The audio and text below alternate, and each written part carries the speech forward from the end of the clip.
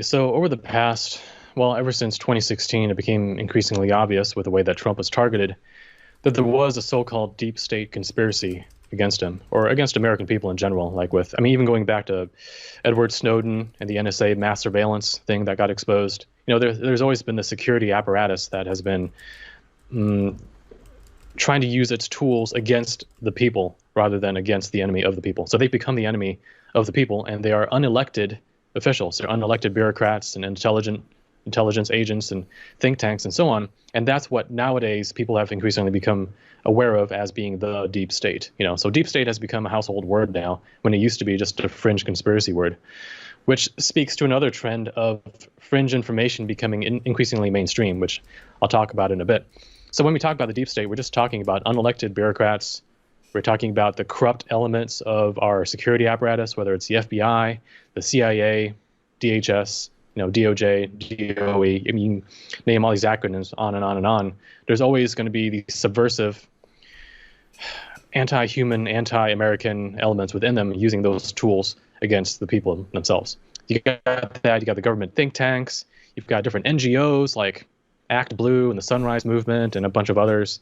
Vanguard, BlackRock, Blackstone, all those like super mega rich, sneaky, cunning, hostile groups that are very psychopathic in the way that they operate.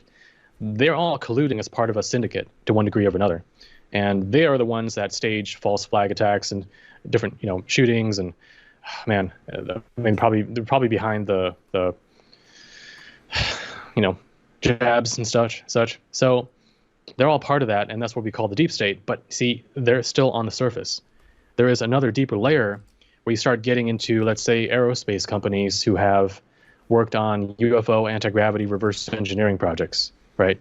You have deep underground military bases that are up to a mile underground, where the people that live down there, they're unrecognizable to us as even being Americans. They might as well be another planet, another race of humanoids down there, which being the way that they are. And a lot of that kind of stems back to the Manhattan Project, Philadelphia experiment, the Nazi scientists that were brought over after World War II. It's what Richard Dolan calls the breakaway civilization. So it's this breakaway parallel, technocratic, extremely sophisticated, almost alien-like human network that is interfaced with the alien component. That is what I call the dark state. And you might as well think of them as either aliens or like super advanced Nazis or like time travelers from the future, like centuries down the line, because that's where their technology level is at. And they've got the ability to not only see probable futures, but to manipulate things in a very sophisticated way, which is not quite on the level of aliens, but because they're not aliens, I mean, they're still mostly human. But they're the ones that are involved, for example, in military abductions, MILABs, where an abductee is not getting taken by aliens necessarily, but is being taken by human military personnel into underground military bases, and they're not being taken through vans or black helicopters. They're being taken through portals that open up in their bedroom and suck them through. So there's teleportation technology there, And I'm not getting into the stupid stuff about like the Solar Warden space fleet and like jump rooms that some of these LARPers like Corey Good and others have been talking about. I don't buy into that because a lot of them have been proven to be LARPers, like live action role players, like hoaxers. Okay. Yeah. But in their fantasies of trying to read fringe material and kind of extrapolate from it and create this fantasy to get an audience wrapped around their finger, they accidentally stumble upon the real truth, accidentally without intending it, where they might be talking about imaginary technologies in their minds which approximate actual real things that are happening underground in this dark state. So what I'm saying is the dark state has an agenda that is more far-ranging and is more in line with the alien agenda than just the deep state, where the deep state's more like the corrupt street gangs on the surface, and the dark state is more like the CIA, giving them the guns and the drugs and manipulating them for their own secret political purposes. It's just like when the CIA goes into another country and starts recruiting tries to create an artificial uprising, like a color revolution or something like that. They utilize the ruffians over there, the street stragglers and the punks and such, to essentially create brown shirts like Hitler did to advance their political agenda. But those are just the surface level. So I do think that the Trump assassination attempt could have been possibly a dark state sting operation on the deep state in order to eventually build up the case that there, one, is a deep state, two, that they're they're responsible for so many of the problems that have been happening to the West over the past 20 years, if I'm going all the way back to JFK, if not the Federal Reserve, and to eventually expose pretty much all of that in order to justify a new order that is actually in line with the dark state agenda for a new kind of alien-run technocratic global, police state, surveillance state. So I think something like that could be on its way, but they're going to sacrifice the deep state to justify it. They're going to point to all those corrupt elements and say, we need more controls, more surveillance in order to make sure that they can never get back into power, to preserve freedom, to keep Americans safe, blah, blah, blah, blah, blah. Yeah. And I think that might eventually happen. Now, just kind of circle back to what we originally talked about. If they do succeed, if they do succeed in creating this global lockdown, almost like police state order under the guise of preserving freedom and justice and liberty and all that, then at that point, you could have free energy and other advanced black ops technologies that are put out. Because at that point, things will be so locked down that there really is no way to be a maverick and try to use it against. I mean, if they have, for example, future viewing technology like pre-crime stuff from the Minority Report movie, if they have the ability to see what's going to happen, then they'll know if you're going to, let's say, use a free energy device to blow something up in a major way, to level a city, something like that. I mean, they would know in advance and they would probably come take you out. And I would actually argue that they are probably doing that already. And that is one of the reasons why free energy isn't out there, why inventors get killed, or why they start a project, but they merely start forgetting about it, or maybe they lose their funding. There are many ways to prevent certain probable futures at the very moment of conception by just nudging one little thing. And as long as you have remote influencing abilities, whether it's psychic or technological, and remote or future viewing abilities, you can target those little points on the timeline to make sure that those things don't happen. So I think there's a lot of stuff going on underneath the surface.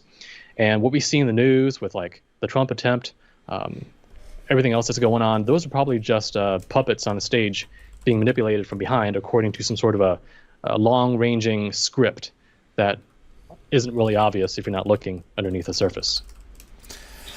Yeah, I love the distinction, and I think it's fascinating. A question that comes to mind is more of an origin story about the dark state. I think we should really credit David Icke specifically, and others who he pulled from, for really outlining this kind of endless onion of the local government moving up to the UN, moving to the Council on Foreign Relations, these types of groups, all the way to these secret societies, and then even non-human, and so I wonder, do you think the dark state is merely a product of black ops gone awry, around the Truman era, where all this technology is being developed and there's no oversight, so they were able to do the, and they're using black funds and black monies to kind of be gods and totally outside the realm of, any type of oversight? Or, are these people or entities have an older story? Are these, bloodlines, or ultimately run by non-human forces that have been kind of manipulating humans for some time? Tom, your thoughts on that? Yeah, well, I do think it's a bit of both, because if you look at ancient history and myths and so on, I mean, there were survivors of the Atlantean cataclysm. There were survivors of prior pole shifts, and not all of them lost their technology, right? So some of them retained their technology, and they became as gods to the primitive survivors that were still on the surface, later on, maybe decades or centuries or so. And these cataclysms have happened throughout history. I mean, one of the major ones was right around 3200 BC. I don't know what it was called, but it was a major shakeup. And right around that time is where you got the start of the Mayan calendar and various other calendars. I think the Jewish calendar goes back a little bit before that, but it was right around that time period where a lot of these calendars were started up, and it's because it was seen as a new age, almost like there had been a pole shift or some major flooding event, or some sort of asteroid or cometary bombardment, or all of those at the same time. But point being that even amongst the Mayans and various other legends, there have been gods or these advanced beings who came in on ships and taught them mathematics, geometry, agriculture, almost like restarting civilization using what knowledge and stuff they had stored up. And nowadays, the ones who would be doing that is not only aliens, but also these underground base cities, For example, in Turkey, right? In Turkey, they've got that ancient underground city called Derinkuyu, where up to between 10,000 and 30,000 people could have lived at one point. And they don't really know when that city was built, because it was built, but then it was also occupied over the next several thousand years by different people, so they don't know which one of those started it originally. But some estimates go back to 10 to 12,000 years ago, which would have put it back to the end of the last ice age, which some believe was also a pole shift event. Okay, so some of those advanced groups, they would have maintained their continuity of knowledge and technology over the ages, and they would have been essentially a parallel crypto-terrestrial civilization aside from the main humanity that advanced along the history that we're familiar with. Now, if you fast forward from that to, let's say, the 1500s, that's when you start getting groups like the Rosicrucians in the West, who had psychic abilities, they had alchemical technologies, and they had secret abilities and such. And I think they got their roots partially from the Templars, who were there centuries earlier, right? So there's all these secret groups that have always been there throughout history that have been apart from mainstream society. And so now if you go to the 1900s, to the Truman era, and a little bit before that, where they were, of course, building underground bases and cities and such, that whole element of it is very easy to corrupt. Because even though they use extremely high security measures, they're only human. And so if it's true about Truman and Eisenhower to a degree making deals with certain alien factions over other alien factions, siding with, let's say, the Greys and the Reptilians, or some of the more negative-oriented factions in exchange for technology, then that technology exchange would have acted as a Trojan horse to essentially allow these deep black ops groups to be infiltrated by the negative alien element and to start adopting their culture, their ways, their mindset, their abilities. And so that absorbed a lot of the the deep black military industrial complex into the alien agenda, right? So it's more like within the general population, the governments, their various projects, you get groups that become separated from them and become very advanced. And they then end up joining an already existing crypto-terrestrial civilization that has been there since the very beginning, right? So it's like a merging of tributary into the main river. That's what ends up happening. And so legends, for example, of the Nazis fleeing to not only South America, but also Antarctica, and then the Admiral Byrd expedition and so on. Well, that whole thing is probably the more advanced elements of the Nazis joining up with the crypto-terrestrials, which had already been on Earth for millennia, leading up to that point. So they became yet another tributary leading into that stream. And I mean, there's many other examples of it. For example, in Irish legend, you've got the, how do you pronounce it? The Tuatha De Danann people who end up joining with the Shi, who were these underground light beings, or hyperdimensional ultra-terrestrial alien beings that lived underground. They eventually had to leave the surface and join them underground. So even in Irish legends, there's examples of advanced human-like groups that end up joining with these even more advanced crypto-terrestrials underground. So that cycle happens over and over and over again. And so when you ask me, when did it start? I would say it started countless millennia ago, and along the way there have been various groups that have joined them, including more recently our own deep black military industrial complex.